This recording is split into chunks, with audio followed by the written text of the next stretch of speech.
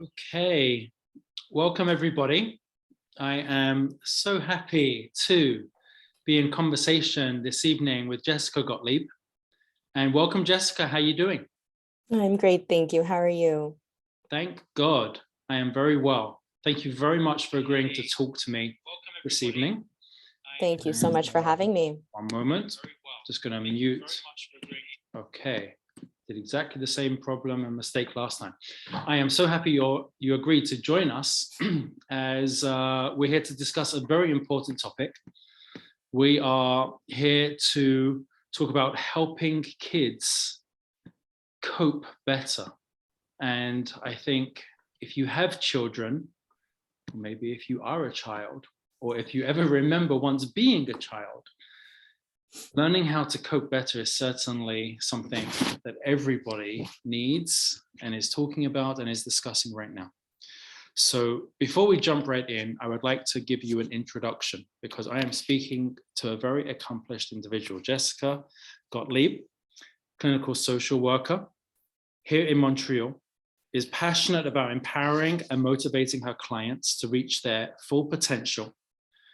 She has 18 years of experience working with children, adolescents, young adults, and their families. And Jessica is the author of a brand new, critically acclaimed, best-selling book. And you thought that living in Dollard was your claim to fame. You are now a best-selling Amazon author, Becoming Bee. If anybody would like a copy of this, if you're joining us on social media, if you're joining us on the Zoom this evening, I'm sure Jessica has a copy of her book close by that she'll be able to show you the cover page of. And in addition to being the best-selling author, Jessica has witnessed firsthand the strength and resilience in children. Jessica gives tools and strategies to allow children with worries to truly flourish.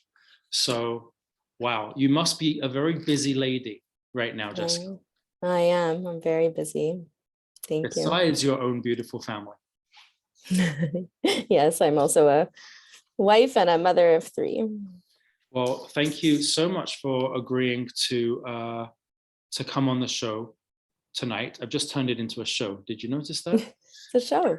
It's an occasional series of We're stars. I know we've turned it into a show. So thanks for being here this evening. Let me jump straight in. I've got a variety of questions. If you are watching, please know that you can ask questions in the chat. You can ask questions on my Facebook Live page. So share with me a little bit about what your book is about, please. Let's start there. Okay, so Being Bee, it's an interactive book and workbook for children ages about 6 to 12, but older kids have been using it, that empowers, provides tools, and teaches children to overcome their worries and build self-confidence.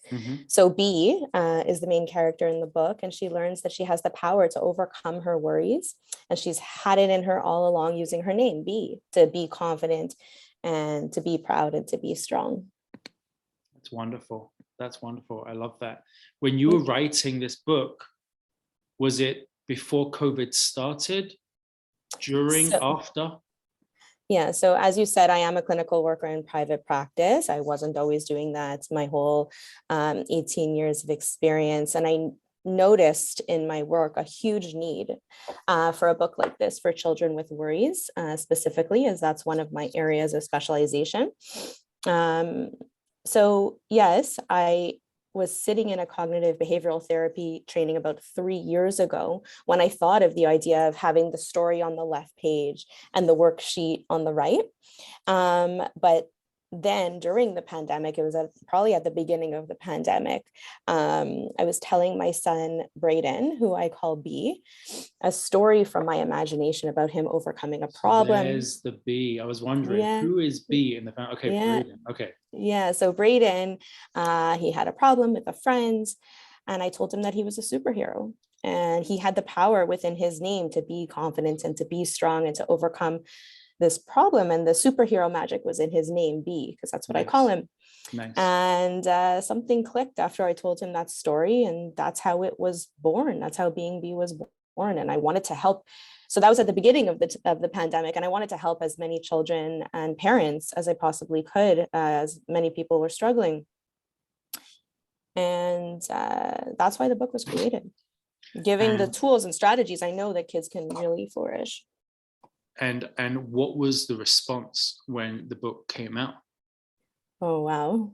I was blown away, honestly, by the response of our community and other communities. I was blown away by the response. I thought I was doing it for fun. It was keeping me busy while I was on maternity leave, because I was pretty much, home during maternity leave in the winter. And so I wrote it thinking that it would be fun to use in my clinical practice. And I didn't think that the response was going to be like this. I'm very grateful. It went straight to the #1 bestsellers list on Amazon. Am I correct? Yes, it did. And that is unbelievable. Yeah, and it's been amazing. And I also I donate a percentage of the proceeds of the book sales as well. So I feel very grateful to have written the book, had the response, and to be able to donate to charity. Good for you. What a wonderful thing. What a wonderful thing. Share with us a little bit exactly your areas of specialization. So as you mentioned, I am a clinical social worker in private practice. So I work with kids, I work with teenagers, and I work with young adults a bit as well. Which ones are harder to work with? Well, that all depends. Are we working on Zoom or in person? If we're on Zoom, then it's the younger ones. In person. I love my job. I'm extremely passionate about my job. There's no harder. I just love it. Every day when I go to work, I'm just happy to be there. So my areas of specialization are mostly anxiety and stress, which are one of the things that we're going to be talking about today. Depression and sadness, OCD. I do a lot of parenting support as well. Disabilities. I love talking about attachment. That's what I wrote my thesis on in university. Behavior, autism. I do a lot of actually postpartum depression and anxiety. I really like that. I work a lot on building self-confidence, social skills. So I think I probably missed stuff, but yeah. You've been working for 18, 19 years now professionally. Have you seen a change? And I'd like to ask this question pre-pandemic. We'll get onto COVID in a second, but prior to the pandemic, did you see a rise in people's stress levels over the last 20 years of your work? Yes. Yeah. Big time. Yeah. Why do you think, and I have my own theory on this, but I'd be curious to hear why, in your opinion, do you think people's stress, whether it be children, adolescents, teens, adults, our stress has increased over the last 20 years? I will answer that, but I'd love to hear your theory as well. So one big thing is social media culture. I think kids and parents are getting constant messages and information and comparisons, and teens are feeling left out at times when they see what their friends are doing, and the list goes on with social media.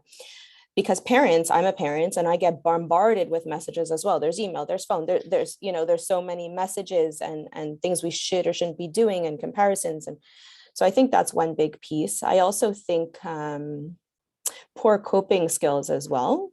I talk a lot about this. What does that mean? Yeah, so I talk a lot about this in my practice. So there's a lot of focus on the external world right now rather than internal. So what I mean by that is focus on marks and performance and homework, and not a lot of focus on effort. So I could talk about that later if we talk about self-confidence and all that, because I talk a lot about that when I speak about self-confidence.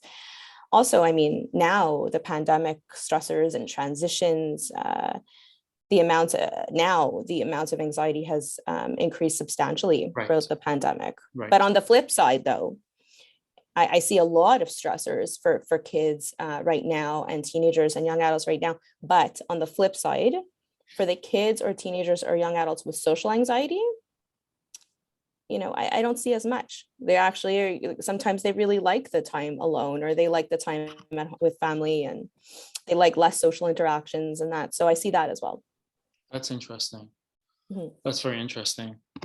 If I could share with you some of my thoughts on this, undoubtedly, I believe we are all a lot more stressed than we were 20 years ago. And I think that there are a large variety of different causes, and I think they coexist with one another.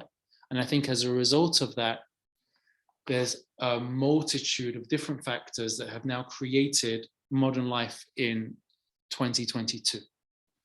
I'm talking pre-COVID. Again, COVID is a major form of stress, and just to leave that on the side. But if I had to share with you some of my thoughts, I would say the following, similar to what you said in terms of social media.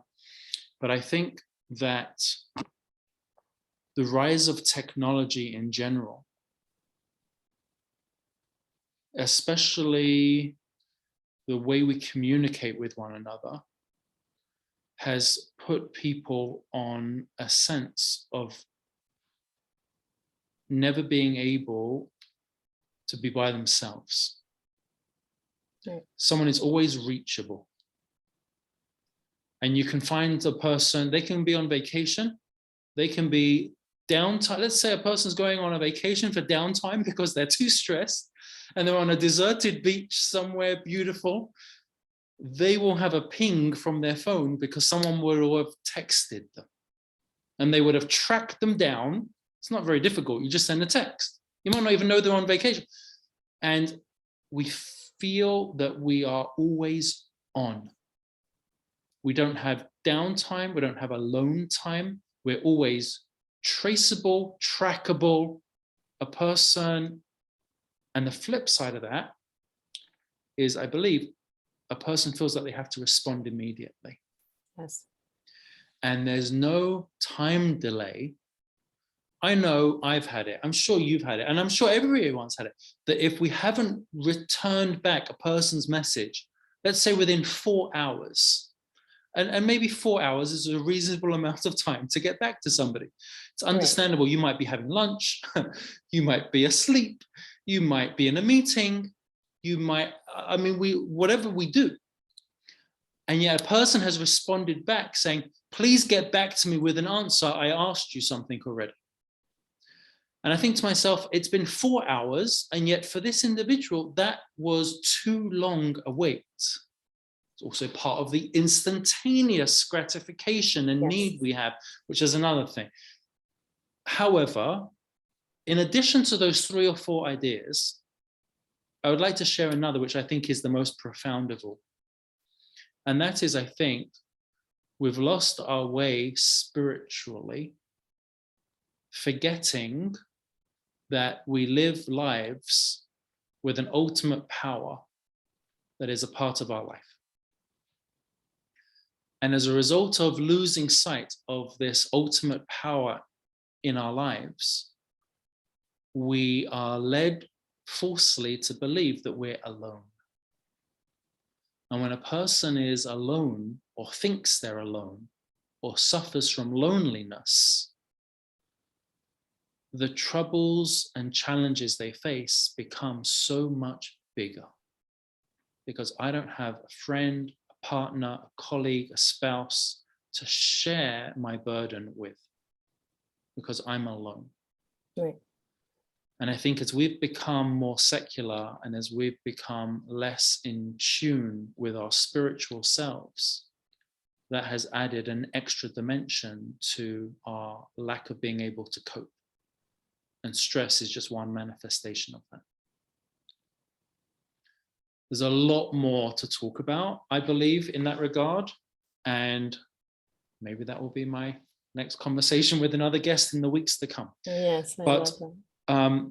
Moving on. Let's talk about COVID. Let's talk about the stress that people are under today. Let's talk about fear of getting sick. Let's talk about fear of elderly parents maybe being isolated or getting sick. Let's talk about children being home from school and parents trying to juggle working from home and then being the Zoom teacher to their kid, or the kid who's on Zoom for an extended period of time. How do we cope? What are some coping strategies? What are, like, tachlis? It's a great word. Like, practically speaking, like, give me the hard and fast, like, practical coping techniques. Give me some strategies. Okay. And I feel you're talking about me today. Were you talking about me that, with I have 3 kids at home. I was actually We're in quarantine. Are you talking about me? I'm willing to bet everyone listening right now might think I was talking about them, because I think we're all in it together. Yes, oh my agreed. goodness. Agreed. Oh my goodness. I feel like you're talking about me today too. Please, So if you are just tuning in right now on social media or on Zoom, I am interviewing and speaking with Jessica Gottlieb, clinical social worker, on children and stress and coping mechanisms in order to allow people to help overcome their worries. So if you have any chat that you would like to ask or questions, please type that into the Q&A or on my feed on Facebook Live. Jessica, please put us out of our misery. Tell us the secret. What can we do to help our children overcome their worries? What are some of the coping strategies? Okay, so this is going to be a long answer.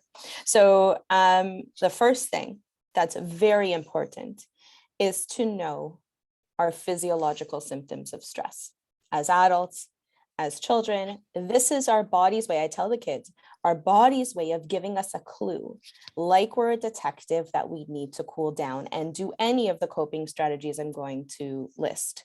So as soon as a child realizes these are my physiological symptoms, they stop and do the coping strategies. Now, how do they learn the physiological symptoms? I have a little trick. What I do with kids is I have them draw an outline of their body. And then I say to them, when I feel stressed, my stomach hurts, or my heart beats really fast, or my head hurts, or I get a headache, or I cry, or my face gets red, or my hands get shaky. What about you? What happens to your body when you have an oral presentation, when you have a test coming up, or something that's stressing out the child? So they color in all their body parts of where they feel stress. You say, great. That's your body's way of giving you a clue, like you're a detective, that you need to cool down. So what helps with this? So cortisol levels go up with stress, which is our fight or flight response. So that's why I'm talking about this, which is why we have the physiological symptoms of stress. So what helps with that, obviously, is physical activity. I recommend 20 minutes a day, relaxation, and enough sleep. But as soon as they have this, let's say their stomach hurts, they stop and they do any of these things. So number one thing, I actually made this one up. It's star breathing. You imagine a star, it's in my book. So you imagine a star. Okay. You breathe in for 3 seconds, hold, breathe out. Breathe in for 3 seconds, hold, breathe out, and go around the star. There's other breathing techniques they could try as well. There's tons of them. I also recommend, if there's trouble sleeping, guided meditation at night. There's tons of apps or YouTube videos that you listen to. You don't watch, you just listen to. Guided meditation. There's one on YouTube that I love. It's called the Hot Air Balloon Ride, guided meditation for kids. It's 14 minutes. I play it for my kids sometimes in the hallway, and they take them on a hot air balloon ride. They see all the animals and they fall asleep.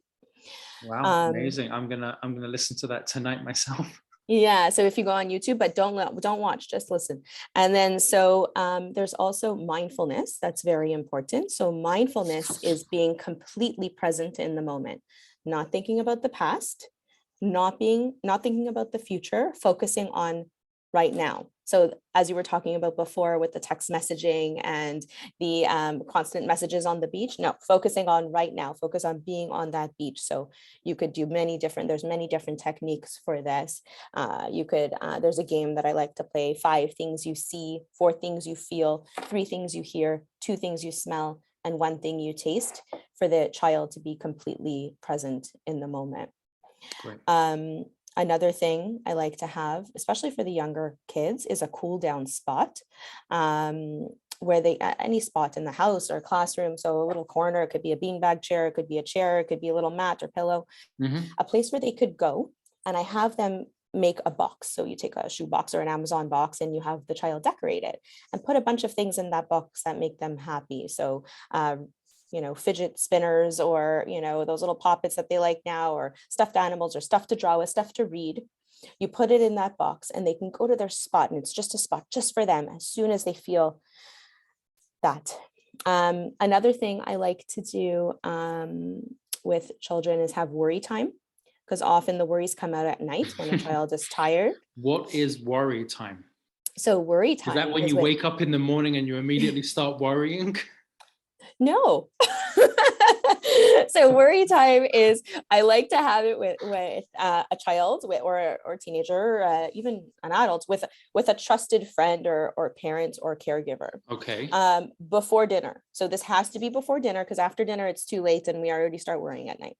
So before dinner, 10 minutes, you put it on the timer on your phone, and you could worry about all the things that happened that day. So if you find a child is ruminating, which means thinking about things over and over and over again, you could have this worry time with your child. And as soon as what do you do? What do you do in the worry time? So they could worry, they could talk about, I don't know, a test that they had that day, they wanted to do better. They could talk about a fight that they had with a friend. They could talk about whatever they're thinking about. And then as soon as the timer goes off, let's say 10 minutes, they can lock those worries up in a strong box in their mind. They could draw the box if they want, and they lock it up so that they kind of got it out a little bit before bedtime, because often worries come out more when they're not to speak of their worries again until the next designated time when they have. Oh no, they could, but it helps with the ruminating. So it helps with the overthinking and going on and on and on. Worry time really helps with that. Okay. That's very interesting. Good sleep habits really help with worry.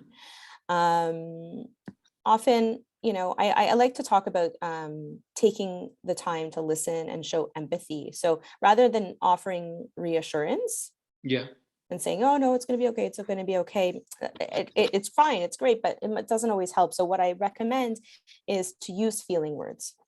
So I see that you're really, I see that you're really upset right now.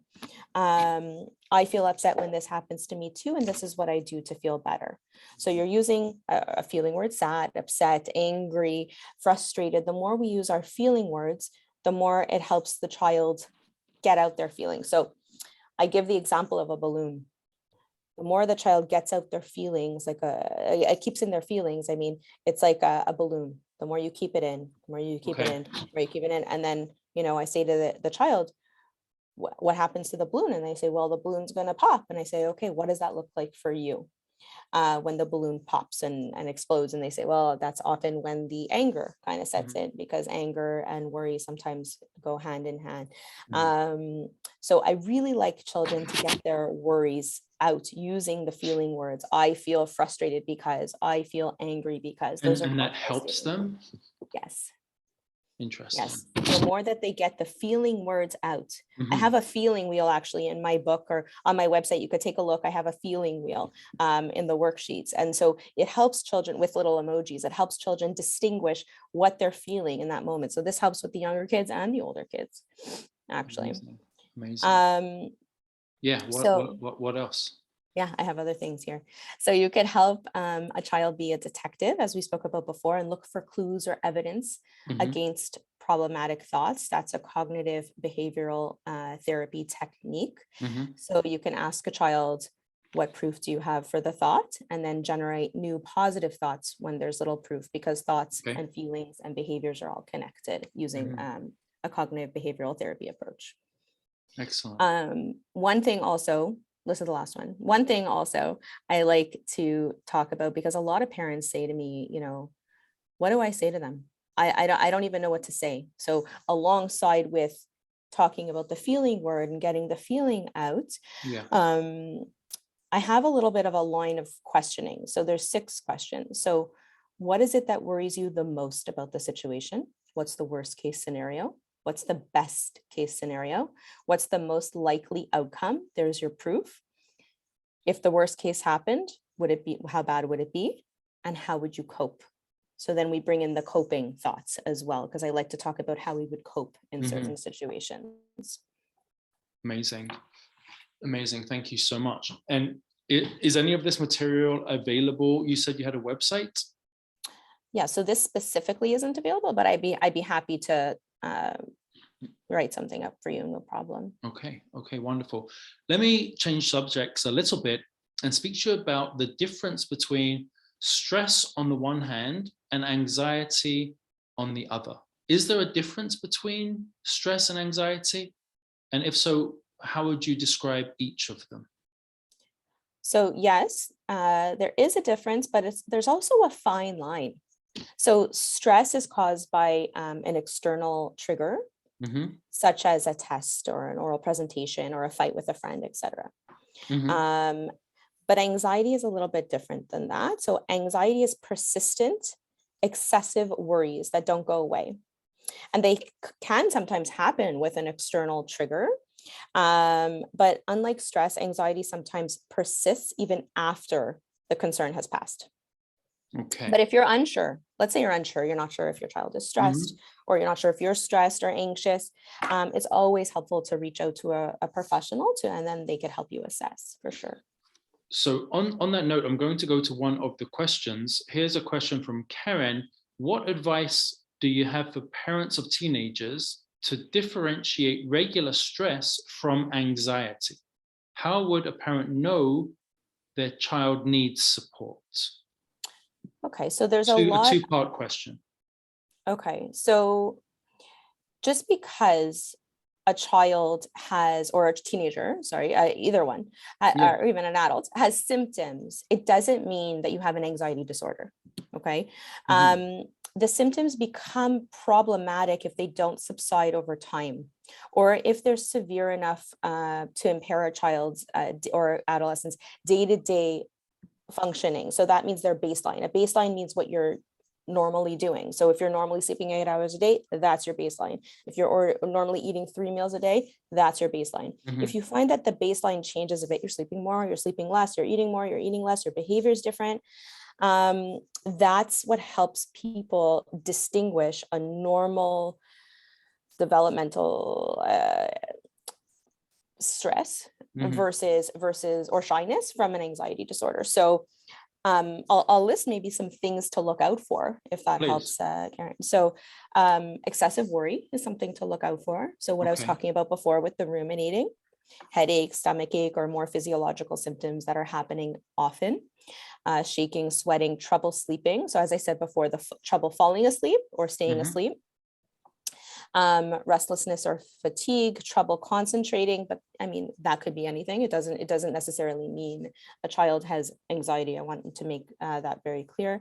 Irritable, crying a lot, angry. As I said before, anger often is comorbid with anxiety. Obsessive thoughts or compulsive behavior as well, especially now. Actually, we're seeing a lot of hand washing.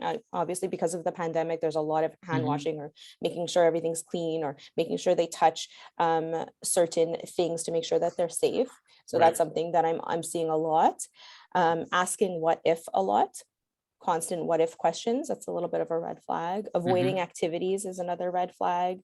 Avoiding peers, meltdowns or tantrums.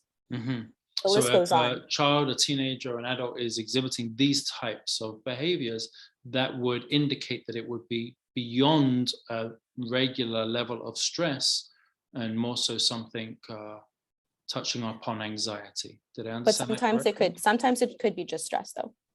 Sometimes it could be. Sometimes, you're excessive worry. How does a parent know what their child needs as far as support? Well, what advice would you give to the parent? I think parents or caregivers know best, right? So I think that if you find that something's just not right, or if you find that the list that I just gave you, there's more than one, or if you find that it's not going away, Mhm. or you find it's really persistent or severe, I would just reach out to a professional, and you could even have a parent session with a professional just to assess and see, to tell the professional, these are the things that are going on. Do you think that it's worth it? Do you think that the child needs potentially some counseling? What do you think my child needs? Okay, thank you. Thank you very much. If you are just joining us, I'm here with Jessica Gottlieb. We're talking about helping children overcome worries. Jessica is a clinical social worker here with almost 20 years of experience in a private practice, as well as the best-selling author of her new book, Becoming Bee. Please feel free to ask questions to Jessica via the Zoom question and answer list or on Facebook. Put a comment in the chat bar. Here's another question, this time from Jonathan, going into a different area now, saying, our son often portrays feelings of worry surrounding food or trying new foods. What tips do you have that could address that and overcome those feelings? So I would have more questions to see what Jonathan means by that. Is it a sensory issue with food? Often, sometimes foods, there's sensory issues with that. So, for example, even clothes. Some kids don't like the feeling of clothes. That could be something to talk to an occupational therapist about, or it could be nervousness. So that's one thing you could always speak to a professional about, because a professional can kind of help distinguish, is it something that you need to kind of deal with the sensory piece, or is it something that you need to deal with the nervousness piece? Maybe there's something going on there. You could try the relaxation strategies as well. Often that sometimes helps with that, the relaxation strategies I spoke about before, the breathing and so on, before trying a new food. Right. Okay, thank you. Another question coming in from an individual. What are your thoughts on certain strategies that are maybe reinforcing worries versus helping your child tackle worries? And by reinforcing, she means making the worries continue. So what, can you just repeat the beginning part of that question? What are your what thoughts on certain strategies that are maybe reinforcing worries versus helping tackle the worries? That's a very good question. And that's actually one of the basis of cognitive behavioral therapy. And this is something that I love. It's not the only type of therapeutic model that I use, but I love cognitive behavioral therapy because the whole basis behind it is, imagine a triangle. It's that thoughts and feelings and behaviors are all connected. So when you have a negative thought, you'll have a negative feeling, you'll have a negative behavior. So maybe that's the cycle that this person is talking about. The negative thought leads to a negative feeling, and reinforcing that cycle. So what cognitive behavioral therapy does is it flips it, looking at proof, for example, of the negative thoughts, switching the negative thoughts, you have a more positive thought and therefore a positive feeling and positive behavior. So that's often something that is it's clinically proven to be extremely helpful for any type of stress or anxiety or even depression or sadness. So I really like that question because it brings out the love of CBT in me. Okay, good. Thank you. We go to another question now coming in from Facebook. Have you found that insomnia is on the rise since the pandemic began? Kids are not sleeping as much as they used to, but they need a certain amount of sleep in order to have a good day the next day. What have you seen? I have seen this a huge rise. Yes, of course. It's been more so though in the teenagers that are using their devices late at night before bed. I always like, even though I know it's not always possible to stop using a screen an hour before bed, but some of these teenagers are up so late, and I saw it actually a lot during the break. So when the child doesn't have to wake up early in the morning, or the teenager doesn't have to wake up early in the morning, they're up till 3-4 o'clock in the morning, and then they can't sleep, and then your body's cycle kind of gets all disrupted. So I see this a lot, the sleep cycle a lot, and when you the issues with the sleep cycle a lot, and I recommend for that is to somehow get back on a regular sleep cycle. So it often helps when children go back to school and have to wake up early in the morning. But when kids are tired, the worries get so much worse. And I'm seeing that a lot of excessive gaming as well is really affecting so much excessive gaming, and in the middle of the night gaming for some teenagers and young adults, and it's really affecting the mood. Once the child gets back on a regular sleep cycle, it really helps. Okay, that's so important. That's so important. Let me ask you a different question. Is stress healthy for a kid? Is there something like a normal level of stress? Could there be an appropriate level of just a low level stress? Yeah, What do you think about? What do you think about that? Stress is amazing. Stress is, we're supposed to be stressed. We know. Why'd you say that? Yeah, we're supposed to be stressed sometimes, maybe not all the time, but we're supposed to have some stress. It's called eustress. It's called what? EUSTRESS. So it's a good stress, positive stressors that we have about certain things. So yes, stress is very important, because if we weren't stressed about things, I mean, we wouldn't care. We wouldn't get out of bed. Exactly. You wouldn't care. You wouldn't worry. I mean, stress is good, but what we're talking about today is when stress becomes too much. Mm-hmm. Okay. What does it mean when a person is a part of a community in terms of how that helps an individual? One of the things that I've noticed has been community in a very different way over these last 2 years, a very different way.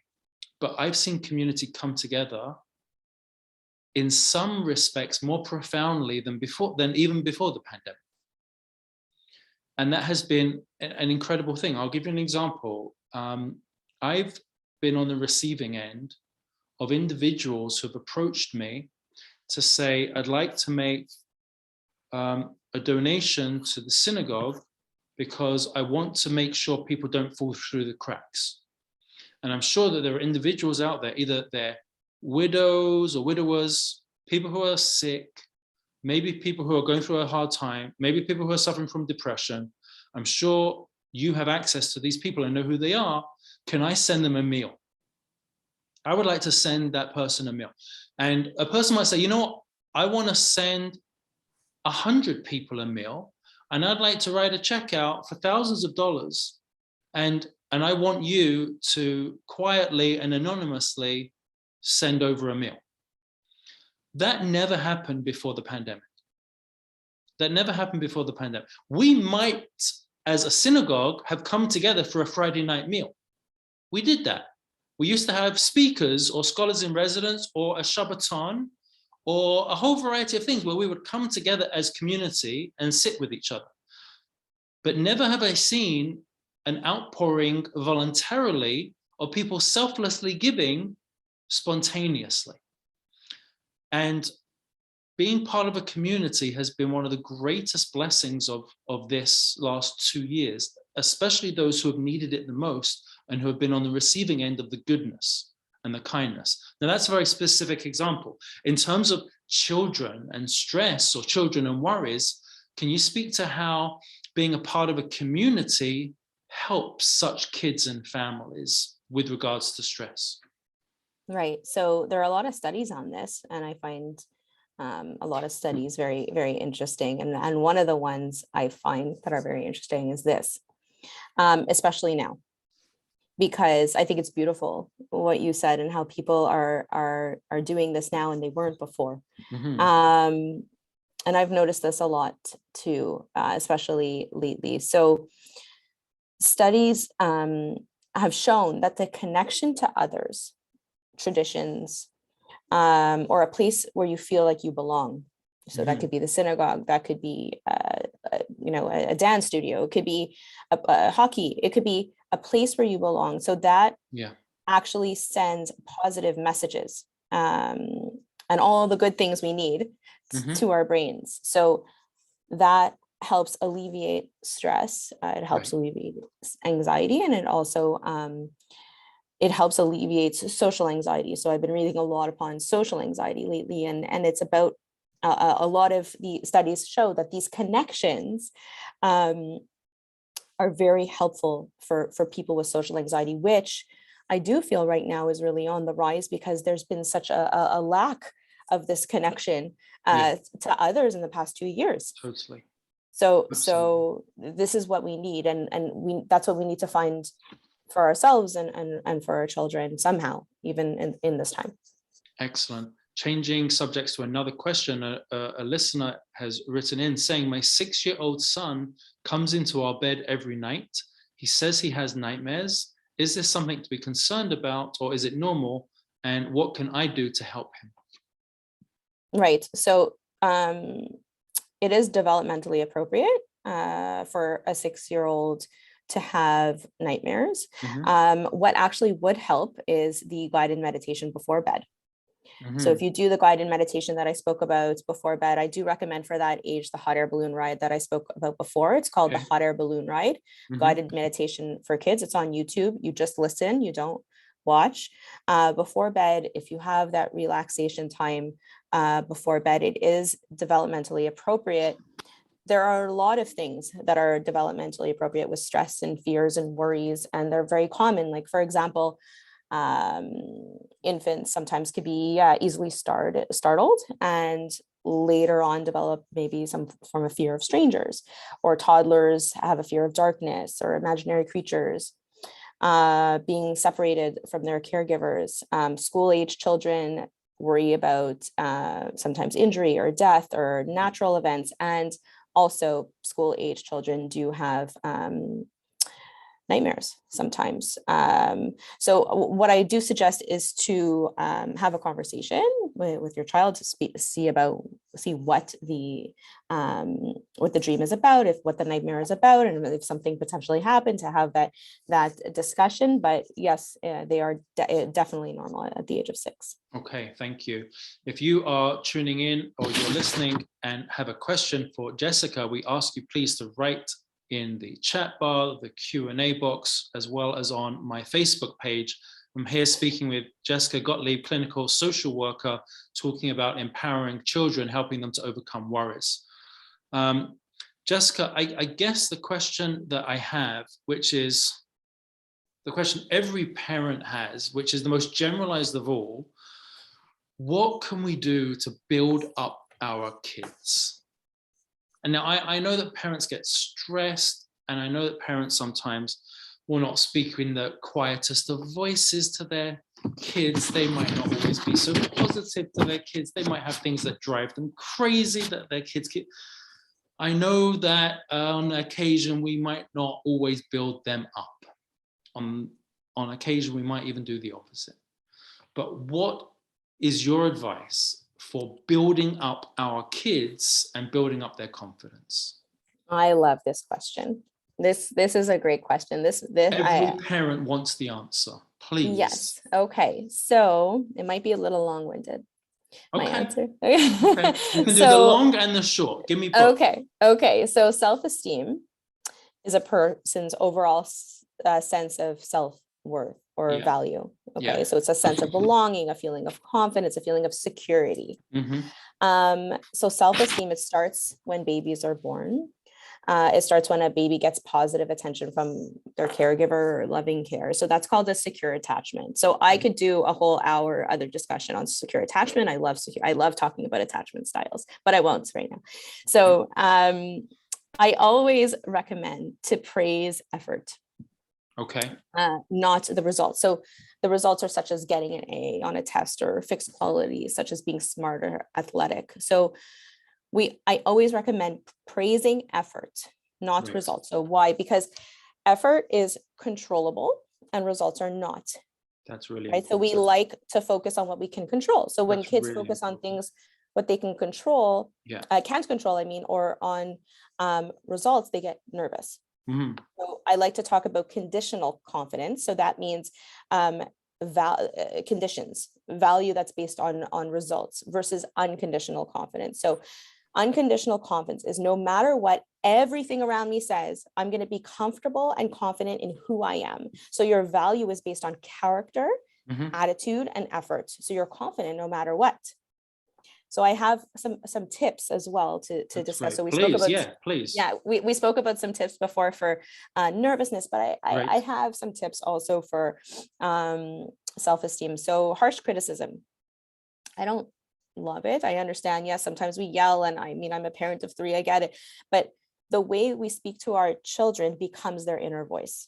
Mm-hmm. It becomes the self-talk that they have throughout their lives. So to be careful with the harsh criticism. So also to practice mantras with your child. So there's a mantra worksheet in my book. So mantras are positive things you say about yourself. Like Give me an example of a okay. positive mantra.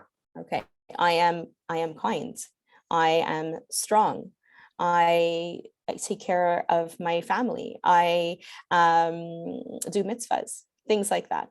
So also another one that's very, very good is to let kids make age appropriate choices.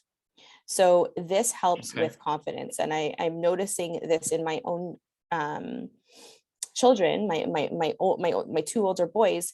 They need to start making choices to have them feel a little bit more independent, to any form of independence. To have a choice over something helps with that feeling of independence, especially now when there's not that much to do sometimes, right? What color socks do you want to wear today? Exactly. That Right. could be more for younger, but it's very important to have your child make age appropriate decisions. Mm-hmm. Another thing are positive affirmations and gratitude. There's a Mm-hmm. gratitude journal in my book, and you talk about all the things, you fill out all the things that you're grateful for. Right. That helps with self-confidence. So to work that gratitude muscle, so you could regularly ask your kids what they're grateful for. One thing that I like to do at our dinner table, it sometimes ends up long because there's a lot of questions, but I like to talk about the best part of your day, the worst part of your day, something good about yourself, and a mitzvah you did today. So every a mitzvah, single day. I try, but it doesn't always Wow. happen. It doesn't always happen. I'm That going to is be honest. amazing. That So is amazing. a best part, a worst part, something good about yourself, and a mitzvah. So the mitzvah doesn't have to be like you gave money to somebody. It's not what I mean. It could be just, I opened the door for somebody, or I took care of a friend when they were hurt, or it could be something like that. So do I do this every day? No, I'd be lying. I don't, but I try. We try. Why do you include the worst part of your day in that list? Why would you want to go there? I want to know what happened. I like to know what happened with my kids throughout the day. I like to know if there was something, and if there's nothing, there's nothing. Okay. Yeah, I like to know. I like to know about their days, and if there was a bad part. I don't know, maybe they fell, maybe they had a fight with somebody. I don't know, but I like to know. Right. But you don't have to add that. So, but I also, so the mitzvah part though, is, I mean, I'm sure you could speak more to this, but it lets kids help and give, and it helps the self-esteem.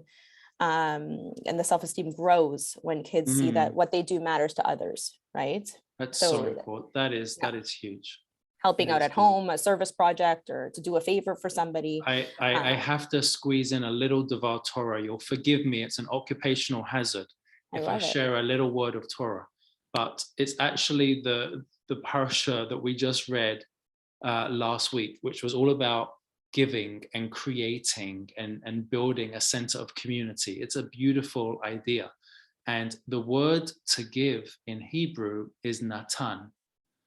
And it's actually a palindrome, nun tov nun. And the idea is that when you give, you actually get. And it's profoundly, anyone that's volunteered, it doesn't even have to be money. It can even be your time. And anyone that's volunteered knows how true this is. The best feelings we ever get are when we give of ourselves to something else. We're always like amassing and acquiring and doing stuff for us. And that's how we live most of our lives. As soon as we do something for someone else, and not because we have to, well, you're my kid, I have to take you to school. You're my kid, I got to put you in the bath. But when we do something voluntarily, we're left with, oh my gosh, I feel great about myself. And I think that mitzvah and a sense of altruism, a sense of giving, a sense of being able to share in that voluntary sense is the greatest way that we build ourselves up. The more we give, the more we get. It's an incredibly, it's so true. And anyone that's volunteered, anyone that's given of themselves knows just how true it is. Natan, forwards and backwards, it's the same. By giving away, we actually get. So that's beautiful. Yeah, there's my Torah. Okay, we're now taking it. We tick the box of a little Devar Torah. So I love it though. That's really beautiful, and it's really what I was saying, that helping and kind acts and really build, and also build self-esteem and good feelings. Yeah. Excellent. Okay. There are comments of people are very happy with you. People love you, but no more questions are coming in on social media. If you are on social media, if you're watching at home, if you would like to ask Jessica a question, we have time for a few more comments. Jessica, as we're waiting to see if anyone is going to write in, could you sum up or give us a takeaway message? We discussed a lot of things here this evening, but as a conclusion, would you be able to kind of give us a brushstroke message helping children overcome their worries? Right. One thing that we spoke about at the beginning were the coping strategies. Not all the coping strategies work for every child. So you'd have to help your child find the coping strategy that works for them. Okay. And just because a child has one of those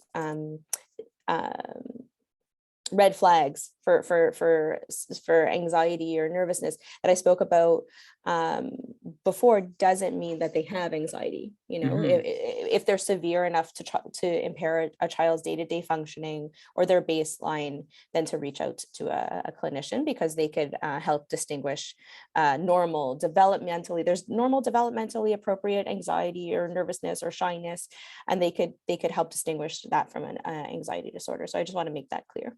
Right. Okay. We do have another question that just came in, which was on a previous topic you just mentioned. For children who are worried about marks and not focused on effort, what kind of questions or conversations would you have with them to try to steer the conversation away from grades alone? Right. So that's when we could praise effort, right? So rather than talking about the marks at all, okay, that's fine. You don't have to even make a big deal out of them, Right. and we praise the effort that they put into anything. It doesn't necessarily have to be in regards to school for this child who's focused on marks. We could praise effort for anything that they do. You were so kind to your sibling and you tried really hard in your math test. You tried really hard. Okay, good. I'm proud of you for that, but we don't need to really talk too much about the grades. And often sometimes we see with the grades, if they're really hyper focused on the grades, we may see that using some additional coping strategies for stress or anxiety or nervousness or anything that you see, it might be helpful in addition to focusing on effort. Right. Thank you. And a last question, because we've run out of time, but a last question is, children have so many worries and anxieties about coronavirus, and their existence over the last 2 years has been one of being extremely cautious and very, very careful. If a little kid, approximately age 5, does contract COVID, but they're asymptomatic, they're feeling okay, should you tell them they have it, or will it scare them too much because of the fear that we've been having over the last 2 years of catching it? I think that depends on the child. I'm all for honesty and telling a child the truth, as long as it's not going to hurt them. So I think it really depends on the child and what your child can handle. Now, if the child is asymptomatic and has COVID, they're going to have questions as to why they're home for 5 days and things like that. So, but maybe to, say it in not such a big way. It could be, okay, you're already recovering or something like that. You have it, you're already recovering. You could kind of say it very and just like kind of even in passing. It doesn't have to be a big discussion. But that being said, if you know that your child is going to panic about it or have a lot of fear in regards to it, then your child best. Right. And where can people get your book? Will you be writing another one? Do you have a copy? Do you have a copy in front of you? I do. Please, I do. I'm Just in happy case you for you asked, I'm happy for you to promote it. I think this is of use, and it's a resource to everyone who's listening tonight. This is my book, and you could see here on the left side, there's the story, and on the right side, there's the worksheet to work in the book. So we were talking about the star breathing and different strategies. I don't know if you could see that you could use. Those are all the strategies on the right hand side of the book. So when we talk about the gratitude journal, here are things that the child can fill in. Amazing. Will you be translating it into Hebrew? Well, maybe you could help me with that. I don't know. Me? Oh my gosh, fantastic. Maybe, would you be able to help me with that? I would be more than happy to help. I see Yafa is here, professional Hebrew translator, has been tuning in this evening. So great. we have an international crowd. Great. Jessica, where can we buy it? How do we get a copy? So you can go to my website, www.jessicagottlieb.ca. That's where you could reach me if you have any questions. That's where you could buy the book. It goes directly to the Amazon site. And that's where you'll find any information about me. So jessicagottlieb.ca. Amazing. Thank you. By the comments that are coming in and the people who have been watching at home, this has been really appreciated, and I really believe essential and necessary and needed. So Jessica, you provided a really valuable service this evening by sharing your wisdom, your coping strategies, your advice. And I'd like to thank you. Thank you so much for joining me here this evening on this show. And keep up your amazing work. I look forward to volume 2 of your next book, whenever that will come out. And we wish you much success in the future. Thank you, everybody. So much for having me. Oh, my pleasure. Thank you, everyone, for joining us this evening. And stay tuned as we will continue to be bringing you, hopefully, meaningful, timely, and valuable conversations with a wide variety of different people in the community over the next forthcoming weeks. Jessica, thank you so much. And we thank all of you for tuning in this evening. Have a good night, everybody. Thank you for having me. My pleasure.